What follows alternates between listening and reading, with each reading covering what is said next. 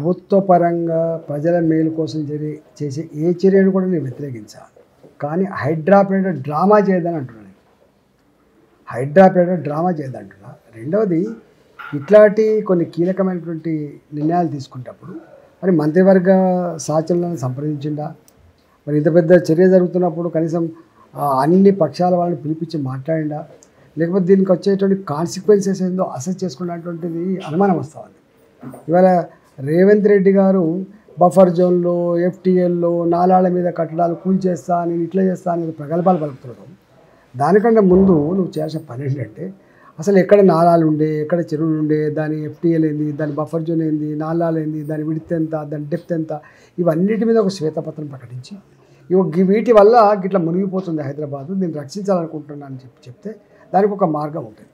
దాంట్లో కాలువల మీద ఆక్రమించుకున్న వాళ్ళు ఎవరైతే ఉంటారో తప్పకుండా అవి ప్రైవేట్ భూములు అవి ఉంటాయి కాబట్టి, పర్మిషన్ దొరికి ఉంటాయి కాబట్టి వాళ్ళకు డిస్ప్లేస్మెంట్ చేస్తున్నప్పుడు వాళ్ళకు కంపెన్సేషన్ ఎట్లా ఇవ్వాలనేది ఒక పద్ధతి ఉంటుంది. నోటీసులు ఇచ్చి కూలగొట్టాలి, తీసుకోవాలి. ఎట్లయితే ఇలా ఫార్మాసిటీ కట్టాలంటే నువ్వు ల్యాండ్ అక్వైర్ చేస్తున్నావు, ప్రాజెక్ట్ కట్టాలంటే ల్యాండ్ అక్వైర్ చేస్తున్నావు, ఇవాళ కాలువలు పెద్దగా చేసి వరద బాధ లేకుండా, ముంపు బాధ లేకుండా చేయాలంటే ఈ చేయాల్సిన అక్కడ ఉందని మేము ఒక సూచన చేస్తున్నాం.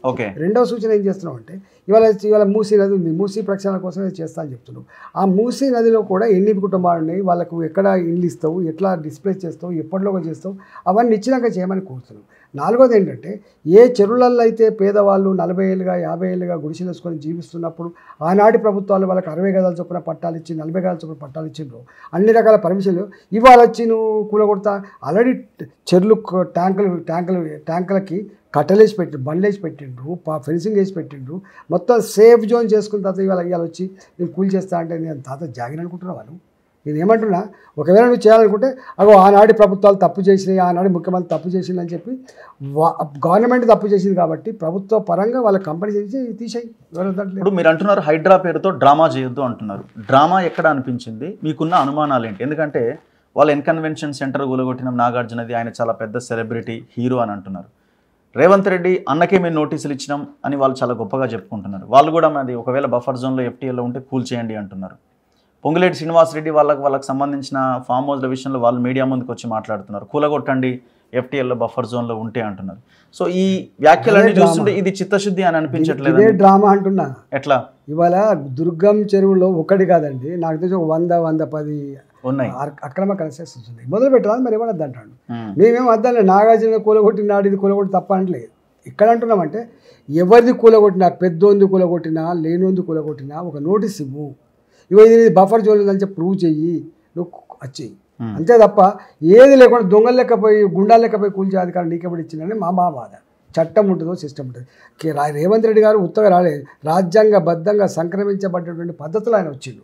ఒక జడ్జి గారు అట్లే వస్తారు, ఒక ఐఏఎస్ ఆఫీసర్ గారు వస్తారు, ఏ ఆఫీసర్ అయితే రిజిస్టర్ చేస్తారో, ఏ ఆఫీసర్ అయితే పర్మిషన్ ఇస్తాడో, ఏ ఆఫీసర్ అయితే రేపు లోన్ ఇస్తాడో, వీళ్ళంతా రాజ్యాంగబద్ధంగా సంక్రమించబడ్డ పద్ధతుల్లో వచ్చిన వాళ్ళు కాబట్టి ఇవన్నీ తప్పని చెప్పు. నువ్వేం చెప్పకుండా నువ్వు కూలగొడతాడు ఎట్లా చెప్పండి? ఎవరు ఇచ్చిండ్రు అది? ఇలా కన్వెన్షన్ ఉంది.